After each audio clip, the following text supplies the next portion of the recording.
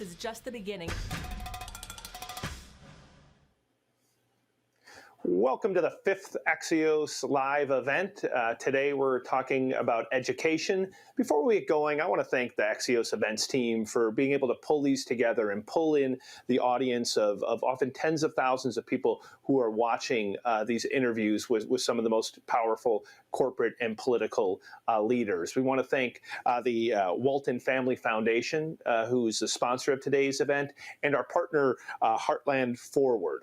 I have a little treat for you today. For those of you that are watching us on YouTube, Facebook, or Twitter, you can definitely follow us at hashtag Axios Events, and please also watch us on Axios.com. Your treat is you don't have to deal that much with me today. You get a huge upgrade. You're going to hear from Kim Hart, who is one of our technology reporters, who's just one of the smarter reporters that I've met, that's covered basically every aspect of corporate America and governance. And she's got 3 awesome interviews. You're going to hear from Governor Laura Kelly of Kansas, Sal Khan of the Khan Academy, and Ajit Pai, who runs the FCC. So thank you for joining us. At the end, we'll be taking your questions throughout that you can either hit us directly via email or on Twitter, and then we'll answer some of those at the end when I get to rejoin Kim. So over to you, Kim Hart. Thanks so much, Jim, and thank you to everyone who is joining us today from home. I'm in Falls Church, Virginia today, and today's program will be about 30 minutes long, where I'll get to talk to educational and government leaders about the resources they need to give teachers and students the resources that they need to handle virtual learning and distance education during this coronavirus pandemic. Our first guest today is going to be Governor Laura Kelly, joining us from Topeka, Kansas. Governor Kelly, thank you for joining us. I'm here, and I'm delighted to be here, particularly to talk about education. Yes, you are known as the education governor, I hear. So I'm eager to hear your thoughts. A little over a month ago, you made major waves by becoming the first governor to decide to close schools for the remainder of the school year, which you received a lot of heat for. Tell me how you arrived at that decision so early in this quarantine process. Well, first, I want to make it clear that we shut the school buildings. We did not shut our schools.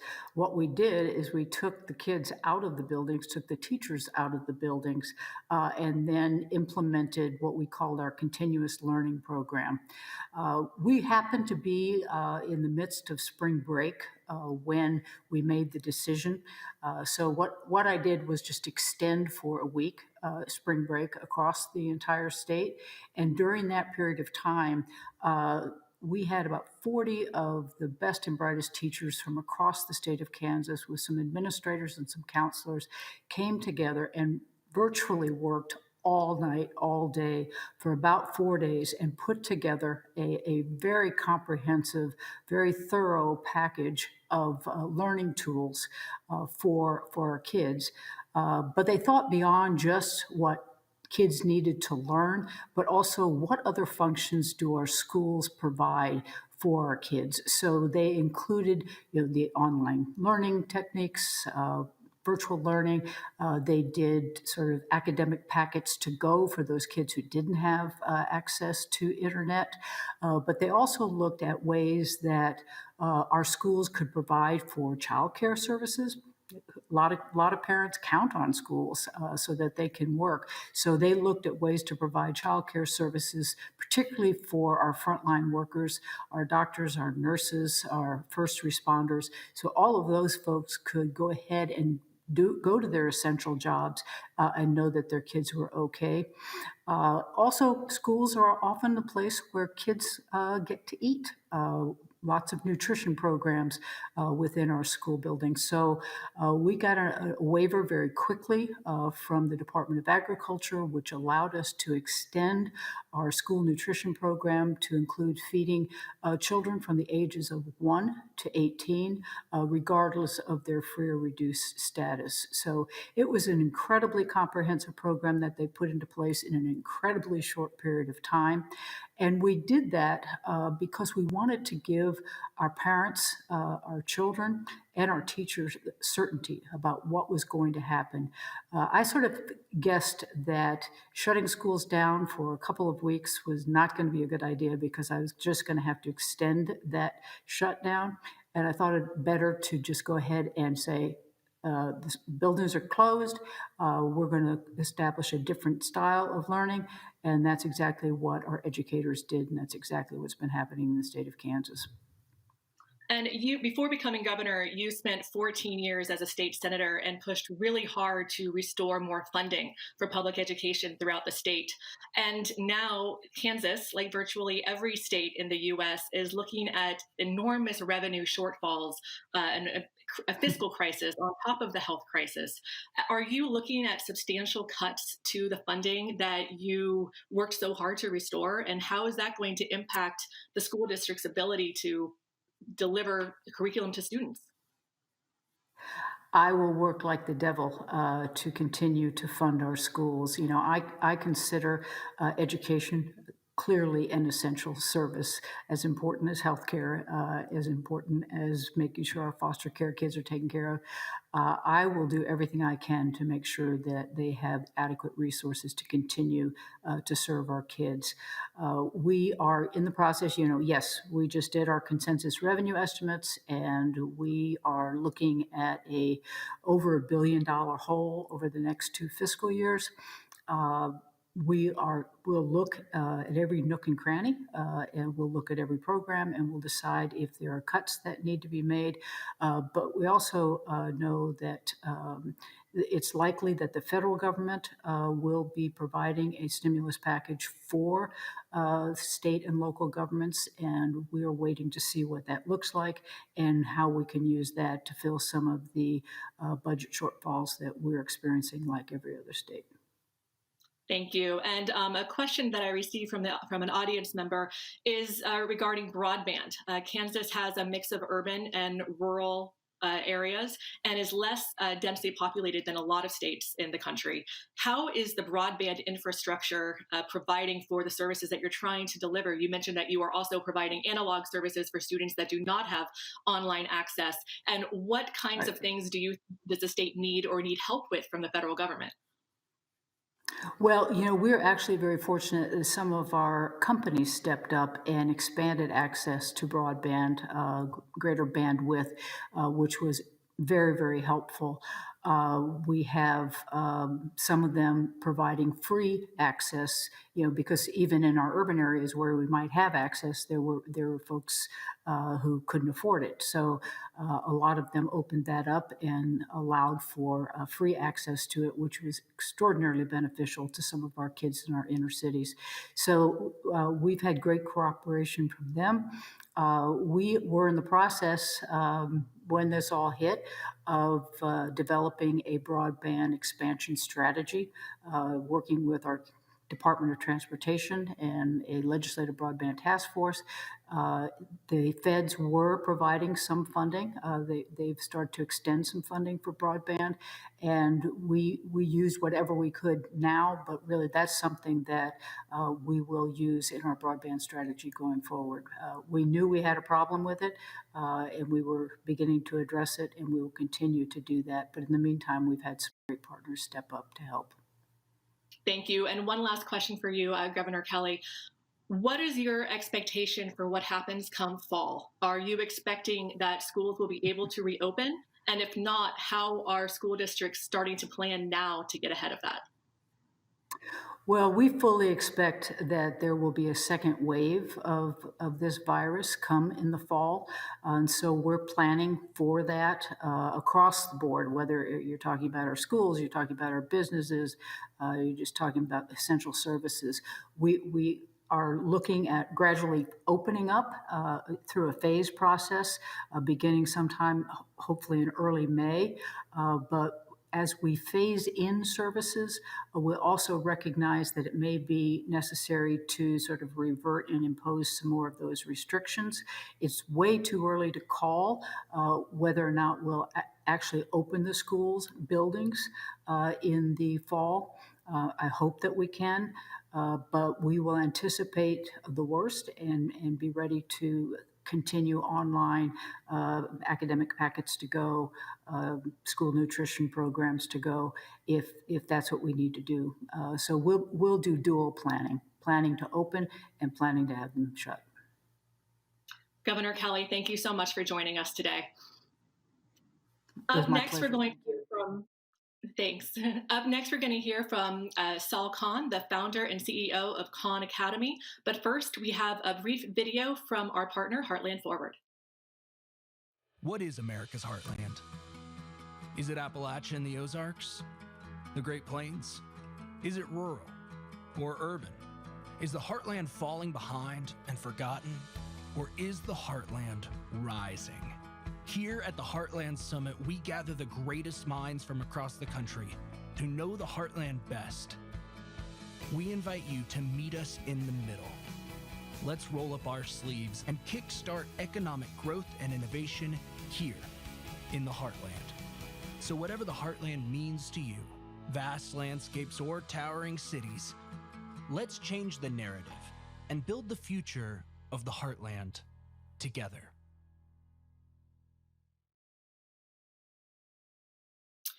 Thank you for that video to our partner, Heartland Forward. Now, joining us from Mountain View, California, is Sal Khan, who is founder and CEO of the Khan Academy. Hi. Thanks for joining us. So for our audience members who may not be familiar with the Khan Academy, can you briefly explain how you work with school districts?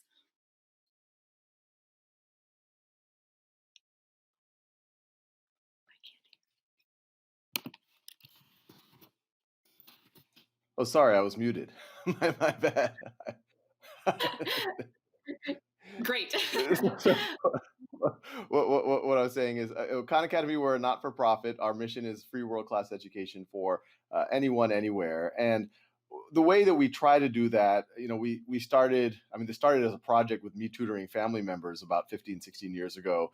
And before I knew it, people who were not my cousins were using these resources that I was making. And so we set it up as a not-for-profit in 2008, 2010 is when we got our first real funding. And we've been creating free, non-commercial resources. We started in math, where students can start as early as kindergarten, actually even before kindergarten, go through elementary, middle, high school, college level math, then science. We're just added English and language arts for the official practice for the SAT. And students can get video lessons, they can get practice, they can get feedback. And half of our usage is students outside of a formal school structure. This might be a student who maybe has a test in their school, but they're coming to us and we're that free tutor for them. But half of our usage is formal usage inside of schools, where it allows teachers to support, say, 30 students in a classroom who all need to learn at different times and paces. We know that every student has different gaps. That's the reason why so many students struggle, especially in subjects like mathematics, and they need an opportunity to fill in those gaps. And so that's how we were being used before this crisis. And teachers would get dashboards on what students need. We've been partnering with school districts so that even at the district level, they can understand what's working and what's not working for their families. Then you can imagine now with the COVID crisis, people are leaning much more heavily on things like Khan Academy in order to keep students to learn. And I know that you have also offered webinars for teachers and parents to give them more resources to navigate the current situation that came upon us very quickly as schools made the decision to close very quickly. What have been some of the biggest concerns that you're hearing from teachers and parents who are trying to implement virtual learning strategies? Yeah, there's many layers to this on kind of the hierarchy of needs. You touched on one of them with your conversation with Governor Kelly, which is just access to devices, access to internet. And in order for Khan Academy to do its work well, there are offline versions that other nonprofits have been constructing. But for the most part, you do need online access. And it could be as simple as a smartphone. But I think that's step one. We've seen a lot of districts do really heroic things in terms of distributing laptops. We've seen a lot of local cable and telecom companies do great things. A lot of philanthropists do it. So that's been step one. Step two has been, how do you a lot of parents and teachers and students have been said, okay, you have school's going to be closed as of Monday. Here's 500 resources that you might find useful on the internet, and that is overwhelming for folks. And so what we've been trying to do is say, hey, first of all, take a breath. This is a stressful time for all of us. If to keep learning, if you can at minimum focus on the basics, the math, the reading, the writing, depending on the age group, we actually published schedules for students of different age groups. If they're able to get even half an hour each a day, that's a start. That'll keep those skills from atrophying. And then you can layer on more on top of that. And we set it up. So what could a day look like for students? And not just the academic part of it, but also how do we make sure they get enough physical exercise? How do we make sure they have enough time for play and things like that? Then once we put that out, and that was quite well received, we got more feedback from parents and teachers that they want learning plans. As you mentioned, it looks like school's going to be out for the remainder of this school year. And what used to be a 3-month summer learning loss, which was always an issue, is now going to be a 5 or 6 month summer learning loss. And one of our research partners, the NWEA, they just published a study based on the historical data. It looked like kids not only will not learn for those 6 months, but they'll be forgetting for those 6 months, which means they'll probably lose an entire year. And so we've been releasing learning plans. And once again, everything I'm saying is free. It's non-commercial. It's funded by philanthropic donations that can keep students learning throughout the rest of the school year and into the summer. And we're just trying to figure out what more we can do to support folks. We're seeing our traffic up about 3x of what it typically is. And we're trying to just accelerate programs forward that we were going to originally do in 2021 or 2022 so that we can support people for back to school. And a question that I have from my own experience trying to do these lessons with my own kids who are 4 and 6, I have found it very difficult to keep young children engaged. Of course, every age range for students has its own challenges and its own strengths for how they engage with virtual lessons. But this has been very challenging for other moms that I've talked to, other parents. How do you really effectively teach students that are that young who just aren't used to dealing with technology in a way that allows them to follow a module from start to finish or be able to stay attentive in a lesson for as long as it takes to actually get something from it? Yeah, and just to be clear, I won't pretend like I have a perfect solution there. My 3 children are 11, 8, and 5. And I have to say, the 11 and 8-year-old, they're doing pretty well. I've actually been impressed with, some days they seem more productive than I am. But our 5-year-old has definitely been a little bit more of a character for myself and my wife. So we're trying to figure it out. I don't think there's a silver bullet, easy solution. We do have a solution for students of that age, Khan Academy Kids. Actually, we just some research just came out on how it's helping students, especially from lower income populations, but it's good for all students of all ages. It's reading, math, social emotional learning. Now, that is, we have to be conscientious of screen time, but I would call it healthy screen time. I think for students of that younger age group, your children, my youngest, a session of 20 minutes. It can be that they're in the kitchen while you're able to, get some stuff done, make lunch, whatever we're trying to do as parents. Ideally, it can be with the sibling or their parent right next to them. But I will say it is much harder. The school that my children go to have done a great job of virtualizing or having continuous learning. But the 5-year-old, for sure, to have him engage on a Zoom conference call with his teachers or to keep him on task on Khan Academy Kids is definitely a little bit more challenging. I won't pretend like that's an easy thing. And taking a question from one of our audience members, what steps are being taken or can be taken to help ensure that the existing inequities in the education system are not exacerbated by this crisis? You just mentioned that many kids could find themselves a year behind after this. Yeah, I wish I could say that wasn't going to happen. My gut sense is it will happen to a certain degree. I mean, depending on what part of the distribution you look at, we're close partners with school districts like Clark County, which is greater Las Vegas, these large school districts. And, they're having trouble getting in touch with 20% of their student body. They don't even know where they are right now after the school's closed. So you can imagine a situation like that, putting aside technology, academics, is just a really tough situation. With that said, the more that government, districts, corporations, philanthropists are able to get device access, and the device access isn't just essential for things like Khan Academy, it's essential just to stay sane in this time of social distancing. If you can get that, and then if in conjunction with the schools, the parents, the students, Khan Academy is there's most of the subject matter, especially in the core subjects of math, English and language arts, the sciences, where even if students are able to put in 30, 40 minutes a day, they can keep learning and they're not going to atrophy. And what the whole crisis, the silver lining is, we've always had school closures, which is summer vacation and actually after school to some degree. And that's always been a source of inequity between those of us who can have our kids go to a summer camp or support our kids at home and tutor them because we're home instead of working at a restaurant all night. And now it's just that much worse. But the silver lining might be people now realize it. And I'm hoping that the habits that we form over the next 6-7 months are habits that we can use every summer. And the problems that we're going to have going back to school, there's always a wide variation of students' preparedness. And it's always been a hard issue for teachers. Do I teach to the middle? These kids are lost. These kids are bored. Do I teach to a lower percentile? What do I do?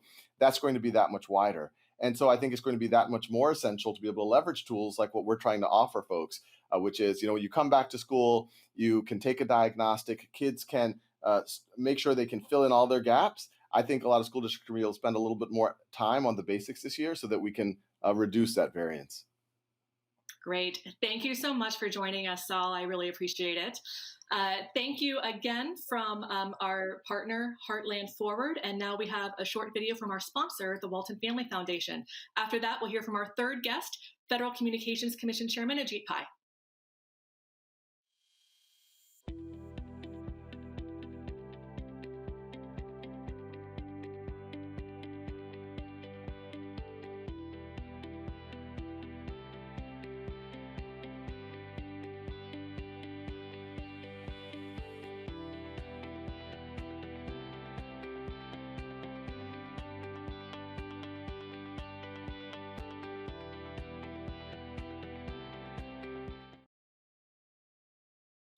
Hello, welcome back to the Education Puzzle. COVID-19 widens the homework gap. Please follow along using the Axios events hashtag and the @Axios Twitter handle. Next, we have FCC Chairman Ajit Pai joining us live from Arlington, Virginia. Welcome to the show, Mr. Chairman. Hey, thanks so much for having me on, Kim. Nice to see you. I know you just got through an FCC meeting, so thanks for making the quick shift to our event here today. Happy to do it. And it's also a pleasure to see you. Oh, sorry. Thanks to the governor for her remarks and her leadership of the greatest state in the country, and to Sal for the heroic work he's done to democratize access to information for kids across the country. Yes, your home state of Kansas. So when you took the reins at the FCC, you made it clear that one of your top priorities was to help to close the digital divide across the country that has been a persistent problem for years. Now that we are in this unusual situation that is showing the gaps more prominently than usual, how would you grade the FCC on its performance in reaching that goal? Well, I think we have made substantial progress in closing the digital divide over the last 3 years. If you look at the statistics, for example, from 2016 to 2018, the number of Americans who did not have access to 25 megabit per second broadband, which is the FCC's definition of broadband, fell by 30%. The number of Americans with access to 250 megabits per second broadband increased in 2018 alone by some 47%. The number of rural Americans with that access tripled from 16 to 18. And that's part of the reason why we've been very grateful to companies that are working with us in public-private partnerships. For example, the last trip I took before the pandemic required us to work at home was to Wyoming, where I visited the Wind River Reservation, a rural, poor tribal community that, thanks to FCC funding, was able to get on the right side of the digital divide. But we recognize that there are still folks who are on the wrong side of the divide, and that's why it's important for us to double down on our existing efforts. For example, we've got a $20 billion initiative called the Rural Digital Opportunity Fund that we look to kick off later this year. That's a $20 billion program to deliver high-speed broadband to up to 6 million homes across the country. Similarly, on the wireless side, we just voted this morning, as a matter of fact, to open up a conversation about the 5G fund, to make sure that those who are on the wrong side of the divide, who are unlikely to get served by the private sector alone, without government support, will be able to benefit from the 5G revolution. There are some voices in Washington that want us to slow down or even stop these initiatives. It's critical for us to move even faster. And I think the pandemic, if anything, has underscored the importance of connectivity for every American. And you just made an interesting point about the speed at which these services can be rolled out.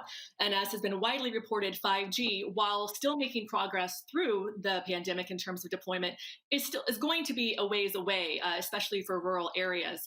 And I'm curious what you think the best policy solutions that the FCC can implement would be for kids without home broadband that can be deployed quickly for what remains of this school year and into the next, and what can be effective in the absence of 5G as that continues to be deployed? That's a great question. So right now, over the last several weeks, the FCC has been very aggressive in relaxing or even removing some of its rules that stand in the way of school districts and school kids extending connectivity for remote learning. For example, one of the early steps I asked my staff to take was to relax the so-called gift rules. And these rules traditionally prohibited service providers from offering and school districts from accepting gifts such as Wi-Fi devices and the like. And so we relaxed some of those gifts to make sure that they could provide that kind of connectivity. Going forward, we've also been working with Congress and the Department of Education on ways to sponsor remote learning, and we hope to have news on that front soon. A couple of months ago, in particular, I sent a letter to Congress in which I asked both House and Senate representatives to give us the authority to do a remote learning initiative. This would be an initiative that's outside of the context of the current E-rate program because we don't want it to be saddled with administrative burden and delay. This would be something similar to what Congress gave us authority to do in the telehealth space. In the CARES Act, for instance, Congress said, FCC, you have authority and you have $100 million of funding to set up a COVID-19 telehealth program. That's exactly what we've done. And as of today, this morning, we've now extended millions of dollars of funding to 17 healthcare institutions in hard-hit areas to provide connectivity for telehealth. Streamlined process, major impact. That's the kind of thing we would like to be able to do on the education side as well, where the need is just as acute. So, given your last comment and the $200 million that was allocated by Congress to the FCC to handle for telehealth initiatives, are you hoping that Congress or asking Congress to provide additional money for distance learning and broadband specifically? So we have asked Congress in terms of the authority to do a remote learning initiative similar to what was put in place in the CARES Act for telehealth, and we hope that those discussions will be fruitful. We are also, as I mentioned, working with the Department of Education, and I hope to have news there soon. But more broadly, one of the things I've emphasized from my very first speech as FCC chairman in February of 2017 was the need for Congress to focus on infrastructure. This is a bipartisan cause, not a Republican issue, not a Democratic issue. It's an American issue that I've identified for several years now. And I would like to think that people have recognized now in the pandemic, if they didn't before, that connectivity really is the glue that is holding together so much of our daily lives. Telehealth, telework, remote learning, you name it. All of this depends on access to digital communications. And so I'm hopeful that working with Republicans and Democrats in the Senate and the House, we'll be able to make progress on this issue. What is your take on the idea that, flagged by some, including some in Congress, for the FCC to issue Wi-Fi hotspots using E-rate funding, perhaps, to schools, and so that they can issue those to students who do not have adequate broadband access at home? Is that something that you'd be open to? I very much like the concept. Of course, Wi-Fi connectivity is critical for end users, for students to actually be able to do their homework, download lesson plans, and upload lessons that they've completed and the like. The problem is the law here is very, very specific. It says that the FCC's E-rate program can only support, quote, services to, quote, classrooms. Very, very specific terms. I've talked about this for a couple of years now, and even in the course of the pandemic, I've talked to elected officials about this, and that's one of the reasons why I've asked Congress a couple of months ago to set up a remote learning initiative to allow us to set up a program similar to E-rate, but outside of the context of that very constricted statutory structure that would enable us to deliver connectivity quickly and effectively to students where they are, which is home, as opposed to the classroom.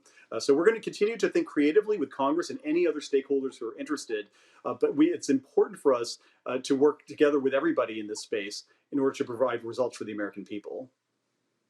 Thank you. And I wanted to get one question in from our audience, and this one comes from your home state. This question comes from Kansas City. How do we leverage the investment in broadband much more for education and healthcare and other vital services? So in other words, how do we take the large amount of investment that's being put into this space by the telecom providers and subsidies by the FCC and others to get the biggest bang for the buck here? Boy, great question. I wish I had a lot more time, but in a nutshell, here are a few different ideas. Number one, to the extent that there is state funding, I don't know if the questioner is on the Kansas and Missouri side, but if there's state funding that could piggyback off the FCC funding, in other words, essentially provide matching funds to a provider that helps extend the reach of those networks substantially. Secondly, take advantage of some of the tools that the FCC has given to providers across the country. For example, just this morning, the FCC approved my plan for a massive expansion of Wi-Fi in the 6 gigahertz band.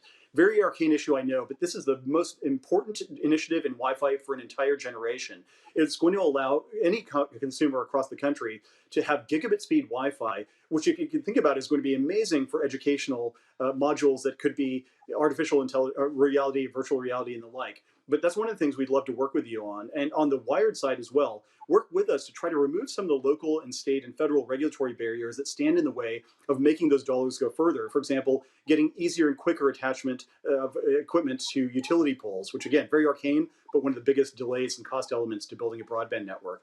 A lot of tools in the toolbox, but we really want to work with you. So you can always tweet at me at Ajit Pai FCC or email me ajit.pai@fcc.gov. We want to hear your ideas on this front to make sure that all of us, federal, state, local, are on the same page. Educational equity is important, and never more so than the pandemic situation we've got now. Thank you, Mr. Chairman. I know this is a topic you and I could talk about for hours, but unfortunately we are out of time, and I really appreciate your time today. Good luck. And now, thanks so much. I'd like to thanks for joining. And now welcoming back Jim to the conversation to talk about what we just heard. Yeah, I think one of the common themes, and not to end on kind of a sour note, but I think everyone now has to start planning for the possibility that not only are we dealing with it at the tail end of this school year, but that some version of this could be our reality next year. I mean, I've got a daughter who's about to head off to college. I've got two freshman sons and who have great access to the internet and go to schools that have really nice online programs. But there's no way that education is the same as being physically located in a building, forced to be at school for a prolonged period of time. And then you think about these kids who don't have that technology, who might not have the great online classes. And then what Sal Khan said, that some of these kids might have lost a year, might be a lost year of education. I think that's sobering. It is. And I think what we haven't really come to grips with is not just the academic losses that these students are facing, but the other aspects of school that are so valuable to growing up that they're going to be missing out of. The social lives, being on sports teams, figuring out how to deal with conflict with fellow students and with teachers. These are all things that they're going to miss out on, even for the ones who are very connected and able to keep up in a virtual way. Right, and the FCC commissioner was right that there's been some progress made in getting broadband spread out.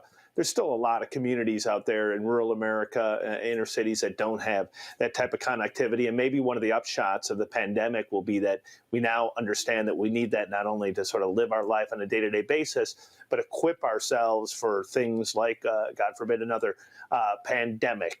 So education, as is important in some ways to this debate about a changing society, is getting back to work, is to business and sort of the healthcare dimensions of fighting the virus. So those were three, I think, really, really impressive and important interviews. Thank you, Kim Hart. Thank you to everybody who's still here listening to the two of us. We appreciate it. Please go to Axios.com. Email me at Jim@Axios. Tell us how we can make these more useful to you. We're doing one tonight on small business. We've got more on education. We'll do more on healthcare. A lot of those came from emails I got from a lot of you. So thank you very much. Stay safe and stay healthy.